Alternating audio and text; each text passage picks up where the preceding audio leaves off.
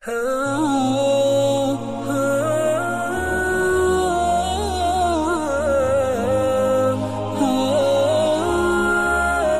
अलैकुम वरहमतुल्लाहि वबरकातुहू। रमज़ान के मसाइल के वीडियो का ये चौथा हिस्सा है। आज का वीडियो ख़ास तौर से जो रोज़ेदार मरीज़ है उनके लिए स्पेशल है, और ये स्पेशल है डॉक्टर हजरात के लिए और हकीम हजरात के लिए कि उनके पास मरीज़ और पेशेंट आते रहते हैं। तो रोज़े की हालत में क्या चीज़ से रोज़ा टूट जाता है, किन बातों से रोज़ा नहीं टूटता, ये मरीज़ों को भी जानना ज़रूरी है और डॉक्टर और हकीम हजरात को भी जानना ज़रूरी है। इसलिए आज का ये वीडियो ख़ासकर हकीम हजरात, डॉक्टर हजरात और मरीज़ हजरात या फिर ऐसे लोग जिनके घरों में मरीज़ और ज़ईफ़ लोग हैं, ये वीडियो वो गौर से देखें, सुने। आपको इससे फ़ायदा होगा, आपके इल्म में इजाफ़ा होगा, और आप ज़्यादा से ज़्यादा इस वीडियो को शेयर करें ताकि और भी जो लोग हैं मरीज़ उनको भी फ़ायदा हो। नंबर 1, रोज़े की हालत में खून टेस्ट कराने से रोज़ा नहीं टूटता, लेकिन इतना खून निकालना जिससे मरीज़ को या जिस आदमी का खून निकाला जा रहा हो उसके कमज़ोर होने का डर हो या उसको कमज़ोरी आने का डर हो तो ये मकरूह है। नंबर 2, रोज़े की हालत में हिजामा कर सकते हैं, लेकिन रोज़े की हालत में हिजामा करने से एहतियात करनी चाहिए क्योंकि इसमें कमज़ोरी आने का ख़तरा है जो कि मकरूह है। नंबर 3, रोज़े की हालत में इंजेक्शन या टीका लगवाने से रोज़ा नहीं टूटता, लेकिन ऐसा इंजेक्शन जिसका मकसद दवाई को दिमाग या मैदे तक पहुँचाना मकसूद हो तो इससे रोज़ा टूट जाएगा।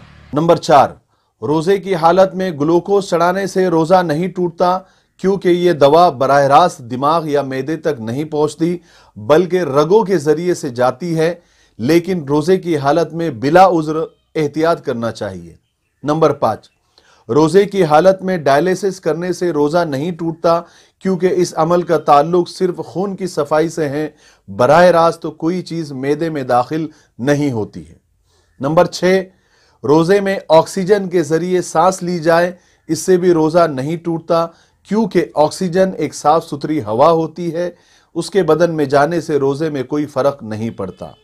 नंबर 7, मैदे के टेस्ट के लिए दूरबीन वाली नलकी हलक या नाक के ज़रिए डाली जाती है मरीज़ के बदन के अंदर, तो इस नलकी के डालने से अगर उस नलकी पर कोई दवाई या चिकनाहट शामिल ना हो और उसका एक सिरा बाहर भी हो तो उससे रोज़ा नहीं टूटेगा, लेकिन अगर उस नलकी पर दवाई या चिकनाहट या कोई और दूसरे अज्जा शामिल हो तो उससे रोज़ा टूट जाएगा।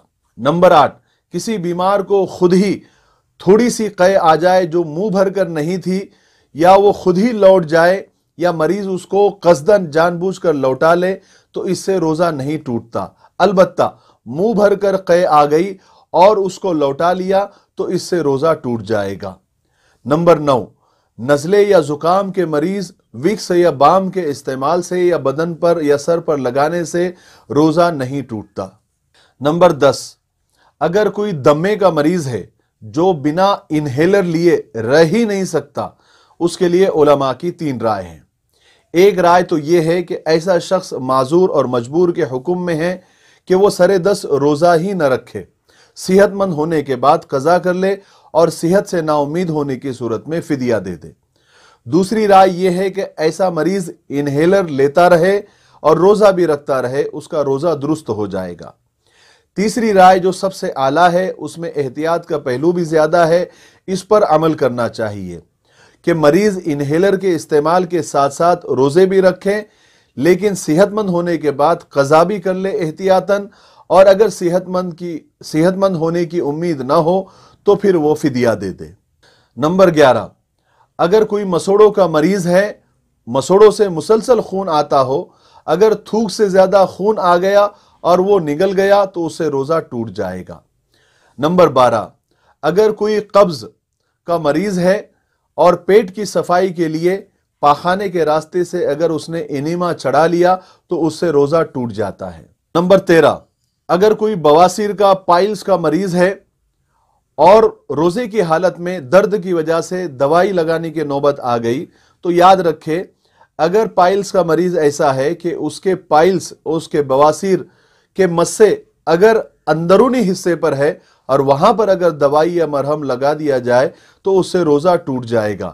لیکن کچھ بواسیر کے مریضوں کے مسے باہر ہوتے ہیں، ان پر دوائی یا مرہم لگانے سے روزہ نہیں ٹوٹتا۔